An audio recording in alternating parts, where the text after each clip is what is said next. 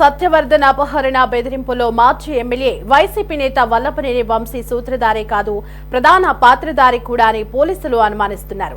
సత్యవర్ధన్ ను బెదిరించి విజయవాడలోని కోర్టులో సాక్ష్యం చెప్పించిన తర్వాత వంశీయే ఆయన్ను కారులో హైదరాబాద్ తీసుకెళ్లినట్లు సందేహిస్తున్నారు. నిర్ధారణ కోసం సాంకేతిక ఆధారాలు సేకరించే పనిలో పోలీసులు నిమగ్నమయ్యారు.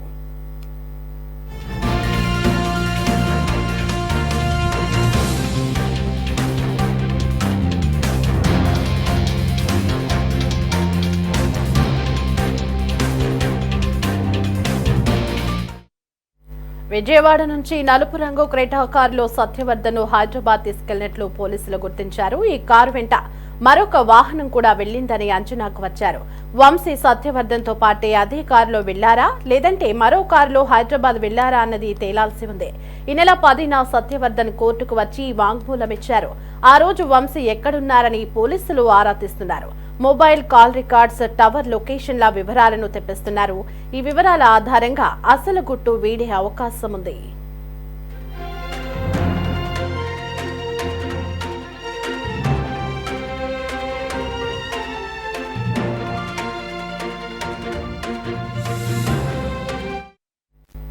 అయితే పోలీసులు హైదరాబాద్ రాయదుర్గంలో ఉన్న వంశీ నివాసంలో ఇప్పటికే సీసీ కెమెరా ఫుటేజ్ ని స్వాధీనం చేసుకున్నారు.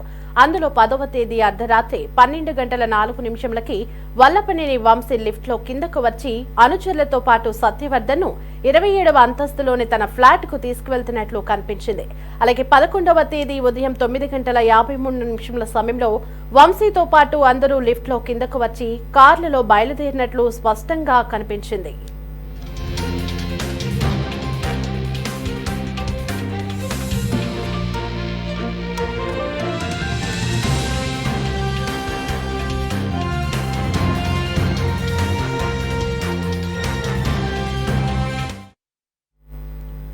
వంశీ అనుచరులైన రామాంజనేయులు, వేల్పుల వంశీ హైదరాబాద్ నుంచి నలుపు రంగు క్రెటా కారులో సత్యవర్ధన్ ను సూర్యాపేట, ఖమ్మం, వైరా మీదుగా విశాఖపట్నం తీసుకువెళ్లారు.